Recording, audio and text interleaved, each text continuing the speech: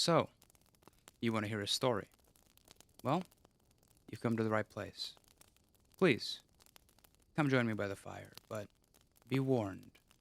This is not a tale for the faint of heart or the weak of soul. This is an ancient tale, one of death and ruin. Those that know it call it, and so the crows laughed. The grand palace of the king trembled as flames licked its surface of gold and silver. The kingdom's long suppressed subjects had reached the king's dungeon, where he tried to hide as his guards stood defenseless against the mob. They dragged him, the once king, now deprived of his crown and throne, through the carefully polished marble floor, putting rusted chains around his ankles. The very chains that the king had once used to imprison his opponents. They rid him of his long, gorgeous robe, using mere rags to cover his now scarred body. The old king murmured, but his mouth was soon slammed shut by the angry crowd. The riot went on, with exploited farmers and workers, and even the once loyal and lawful citizens rushing into the palace to grab their share of the treasure. The followers and servants of the king were all butchered, with knives and swords, or even by heavy sticks and stones. Even the jester of the court was not spared. He was caught crying as the people put his head against the beautifully decorated palace wall. His mask lay broken on the ground, and his blood soon stained the royal carpets as the fire grew silently, taking the palace slowly apart. But the wiser men of the city did not join in this parade of madness. Unlike the uneducated crowd, they knew very well what the things in the king's dungeon meant. Not just corruption and indulgence of pleasure, but something darker. Whispers and prayers to things that should not be remembered. The tomes and symbols reminded them too much of the ancient gods of down in the abyss, the dark red liquid in the silver cup unsettlingly similar to blood. A lion, which was once the king's pet, now reduced to a mere skeleton, had carvings on it that they wished they could unsee. And they knew that the soldiers fell before the angry people not because their weapons weren't sharp enough, or their armors were poorly made, but because their bodies were so weak that they weren't even able to put up a fight. The soldiers were hardly the young men in good health they were when they were recruited, as they appeared lost and confused with a broken soul, as if something had sucked their life dry over the years. So they fled, scholars grabbing their scrolls, painters taking their paintings and tools and leaving this cursed city without looking back. The cheering in the city, however, did not cease.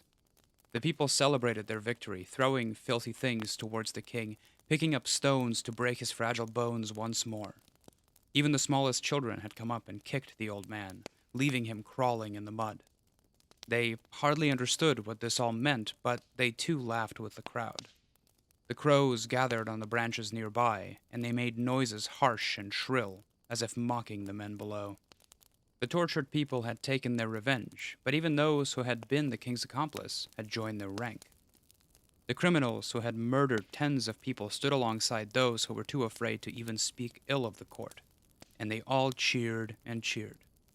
The thieves walked proudly in broad daylight, for on this one day the only thief was the king who stole the kingdom from its people, and everything else done was to serve justice. Innocents had died, and the ones with blood on their hands were praised heroes, but the crowd did not care.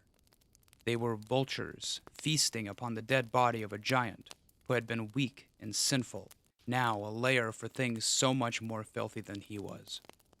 And the climax of the feast came when the king was taken through the long streets and out to a small hill where an old tree stood.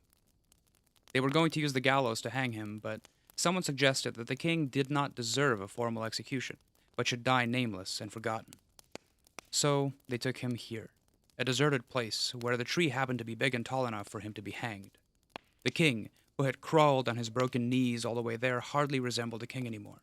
Covered in dirt and rags, he was more along the lines of beggars than anything royalty. But even as the people spat at him and cursed him, nobody dared to look at him in the eyes. Even with his jaw broken, he murmured unholy words that no one wished to hear.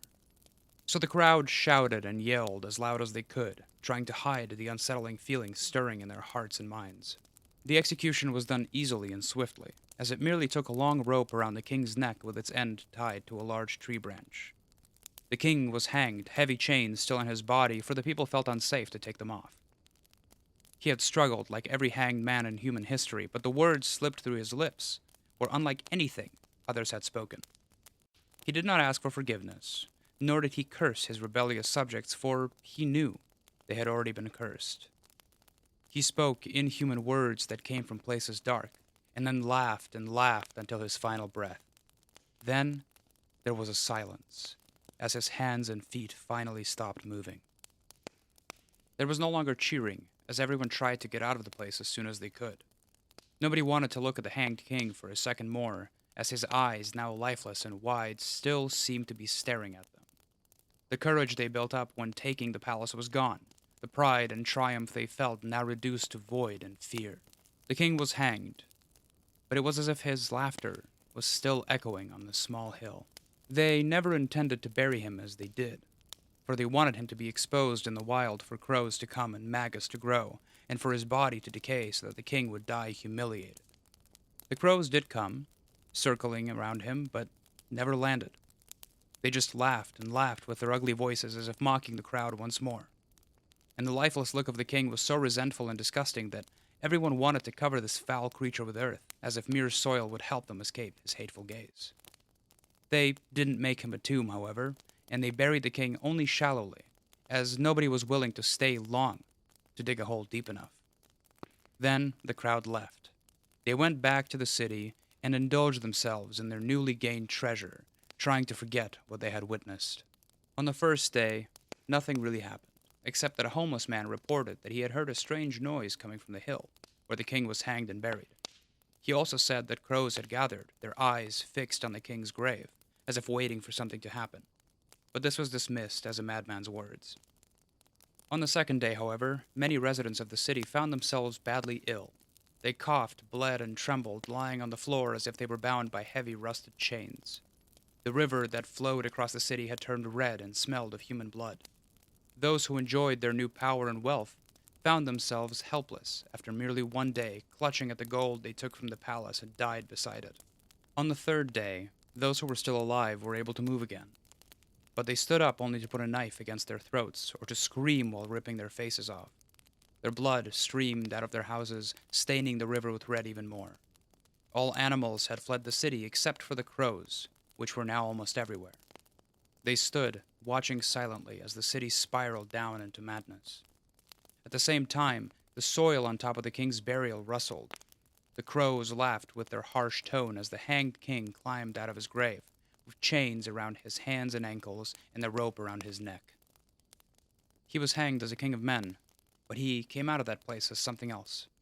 His body lifeless, but he was not dead, as he refused to walk that path, and used souls he had and didn't have to make the bargain.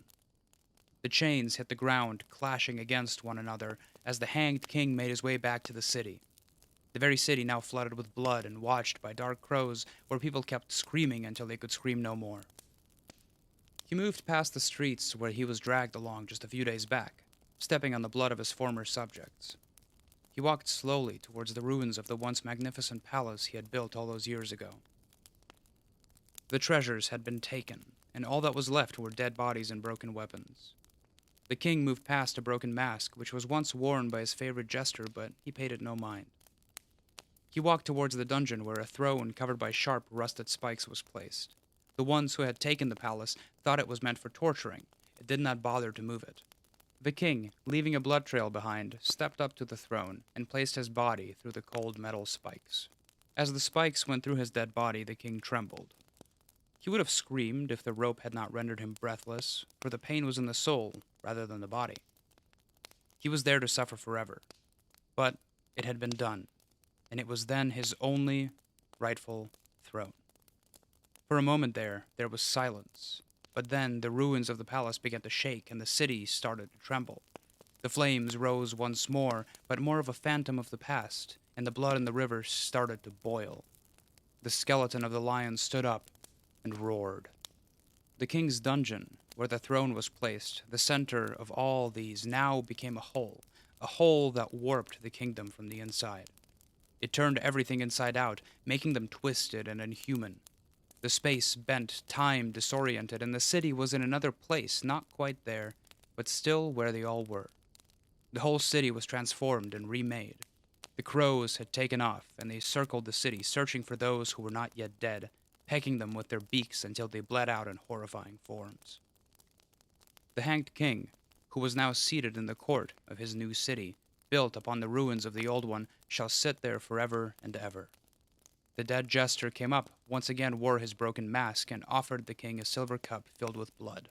He spoke words not quite his, in an alien tone. With this, our blood, it is the hanged king's.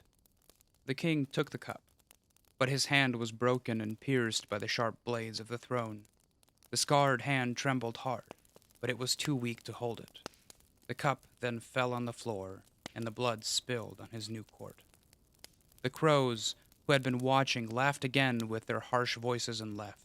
They left the city as the dead stood up again, bending their broken body to resemble human form. They walked the new twisted streets, putting on masks to cover their bloodied faces, and started to cheer as they did when they were alive on the day they took the palace. They paraded in the new city and started a carnival, as if the tragedy was a grand masquerade all along. They laughed and laughed until the king started to cry and scream, but his throat could not make a single sound, so he merely wept in silence. And so the city was ruled forever by the hanged king, with the massed dead celebrating and parading until they too rot. But even those who had fled the city when the king was hanged found no peace. They were haunted in waking moments and in dreams, for whispers from the twisted city had found their hidings. They dreamt of a masquerade of corrupted souls through the long hallways of a labyrinth down to the hanged king's grand court. And when they woke up, they would shake in fear. But they could not forget what they had seen, as if the city of decay and rapture had taken roots in their mind. So they wrote dramas and poems about the cursed city, composed songs and paintings of the damned king. Some of them lost and forgotten, but those survived the long history will bring their viewers to the hanged king's reach. And outside the twisted alleys of the kingdom, beyond the spiked throne of the hanged king, the crows all laugh and fly away, but their eyes shall always be watching. Thank you for listening, everybody. I always appreciate you giving me your time of day. Don't forget to like and subscribe if you like what you heard, as there will always be more. Have a good one.